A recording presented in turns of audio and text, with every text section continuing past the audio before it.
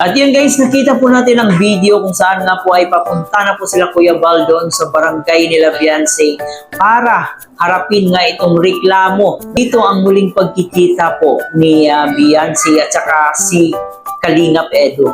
So dito guys, sobrang napakabigat na paratang po yung binitawan ni Beyonce doon sa Rapid Tulfo kung saan nga po ay tinawag niya si Kalingap Edu na isang manyak. So atin pa yung pag-uusapan at ating alamin kung ano pa yung kaganapan sa kanilang pagharap-harap doon sa barangay. Bago ang lahat, huwag kalimutan mag-subscribe sa ating channel, paki-like and share na rin ang ating video at paki-turn notification bell para laging updated every time na mag-a-upload po tayo. Ating suportahan na rin ang ating ama ng Kalingap na si Kuya Paul Santos Matubang, Ate Edna Vlog and Kalingap Rob. Suportahan po natin ang mga key boys, Kalingap partners, mga charity vloggers sa Pilipinas na tumutulong sa ating mga kababayang may hirap. Huwag nating kalimutan. So ngayon nga po guys ay atin nga munang panoorin itong video na to. Alauna po ng hapon, barangay ni Beyonce. Edu, Idsi. Edu, Beyonce, Idsi. Maghaharap.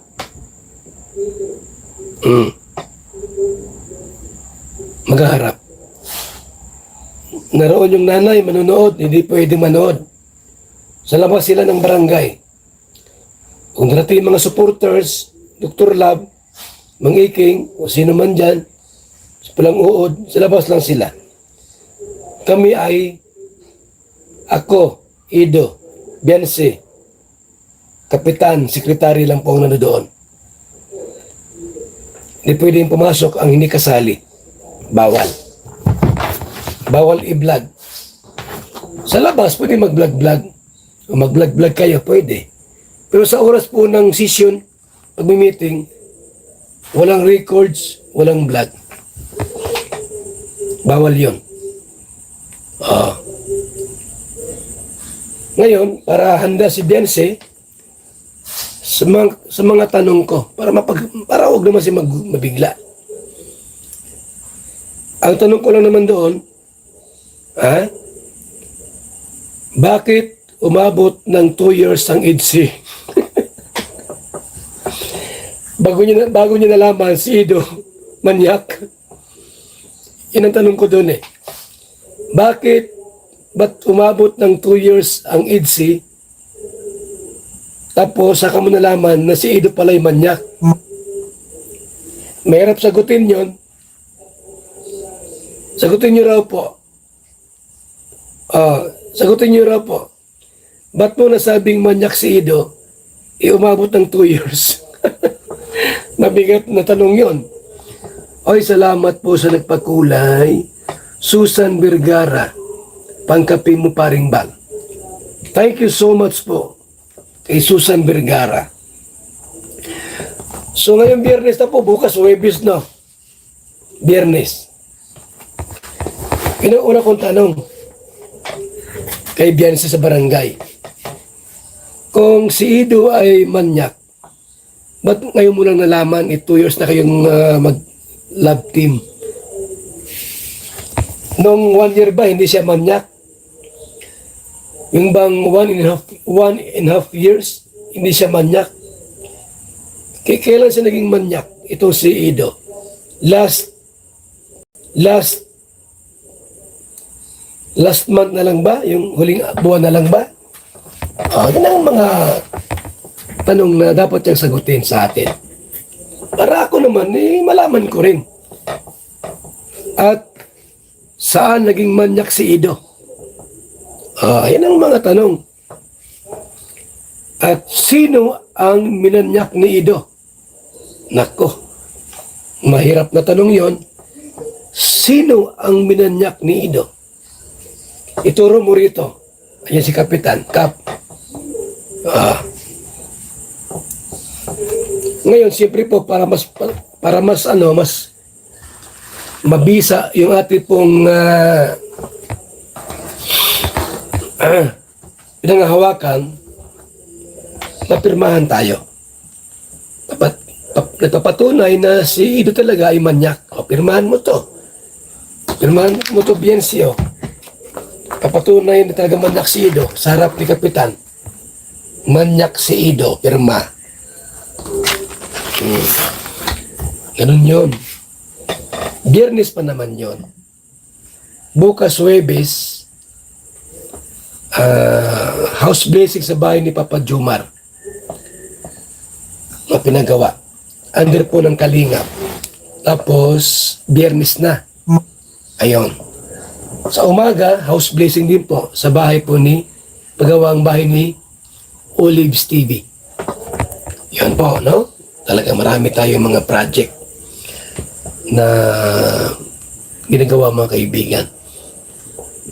Marami tayong mga project pong ginagawa ngayon. So yun na nga po guys, no? Dito po ay isang napakalaking katanungan po talaga. Bakit nga ba ngayon lang sinabi ito nila na minanyak umano ni Kalingap Edo si Beyonce? Kasi meron po tayong nakita nga revelasyon doon kay Reed Sane kung saan nga po ay hindi lang pala isang beses, pangalawa, tatlong beses. Umabot pala ito sa 4 na beses yung pagmamanyak. So, di natin alam kung totoo ba yung mga sinasabi ni Reed Sane doon sa kanyang pahayag na yon. Pero, yung punto po natin doon is bakit ngayon lang sila nagreklamo kung matagal na pala itong minamanyak ni Kalingap Edo itong si Beyonce. Bakit ngayon lang sila nagsabi? Diba? So, isang malaking katanungan talaga. And marami sa ating mga viewers nagtatanong rin sila, bakit nga ba ngayon lang nagsabi si Beyonce na minanyak siya ni Kalingap Edo? Just imagine, umabot po sila ng 2 years, no? 2 years. So, yun din ang tanong ni Kuya Bal. Bakit ngayon lang? Sabi ni Kuya Bal dito sa kanilang paghaharap, ay gusto lang niyang tanungin si Beyonce kung bakit nga ba ngayon lang ito binulgar ni Beyonce na minamanyak na pala siya ni Kalingap Edo. Kung totoo man yung parata niya dito kay Kalingap Edo, noon pa lang sana ay nireklamo na niya ito. Kasi sobrang napakabigat po ito na paratang at hindi po ito basta-basta lang. Napakabigat po na kaso itong pag-akusa ni Beyonce dito kay Kalingap Edo. Isang kasiraan po sa buong pagkatao at pangalan ni Kalingap Edo. Kumbaga nakataya yung pangalan ni Kalingap Edo sa mga binitawang salita ni Beyonce. Diba nakakakulungkot lang na sa kanilang muling pagkikita, dito sila hahantong sa barangayan. Dito sila magharap-harap at nung una nakikita natin yung sweet and kilig nila. Pero ngayon nangingibabaw na yung galit, nangingibabaw na yung sakit, nangingibabaw na yung pagkahiya dahil sa pangyayari. Ipanalangin po natin na muling magkaayos silang dalawa. Kahit hindi na sana mabalik pa yung paglalove team nila, pero sana yung pagrespeto nila sa isa't isa ay sana ay maibalik yun. Kasi nakakapanghinayang, no? For 2 years silang magkasama. Tapos dito sila hahantong sa barangayan, dito sila hahantong sa pag-file ng mga kaso kung sila man ay hindi magkaayos dito sa barangay. So nakakalungkot kasi marami rin silang mga pinagdaanan, ups and down. Tapos ito lang yung maging ending, di ba? And syempre pati tayo na supporters ng Kalingap, supporters ng EDC, nalulungkot tayo sa mga nangyari sa kanila. Kasi hindi natin talaga lubos akalain na dito sila dito yung ending nila, no? So sana mangingibabaw pa rin yung pagrespeto at mangingibabaw pa rin talaga kung ano yung totoo sa likod ng mga issue na to. Sa ngayon guys, wala tayong alam kung nagkaayos na ba talaga yung both parties, no? Kung ano yung mga agreement nila doon. Sabi kasi ni Kuya Bal, bawal ang pag-vlog doon sa loob ng barangay. So wala pong ni sino man ang nakakaalam except po nila na nandun sa loob. So sila lang po yung nakakaalam kung ano yung pinag-uusapan. Pero ang tanging hiling po natin ay sana magkaayos at manumbalik yung pagrespeto nila sa isa't isa. Kasi doon po sila nagmula, doon natin sila nakilala sa kanilang pagpapasaya at pagpapakilig sa atin.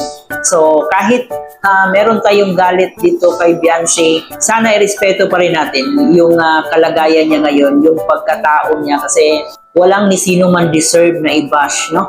So siguro may pagkakamaliman ang bawat isa sa kanila, pero sana ay hahantong sila sa maayos na usapan. So yan lang muna guys ang ating update. Abang-abang lang po tayo kung ano pa yung kaganapan doon sa pagpunta nila sa barangay. Pumutok lang po tayo dito sa YouTube channel ni Kuya Bal kung ano pa yung karagdagang update, kung ano yung pinag-uusapan nila doon. Huwag kalimutan mag-like and share ng ating video at paki-comment po dyan sa ating comment section. Muli po guys, ito po yung host na si Chloe TV. Thank you for watching.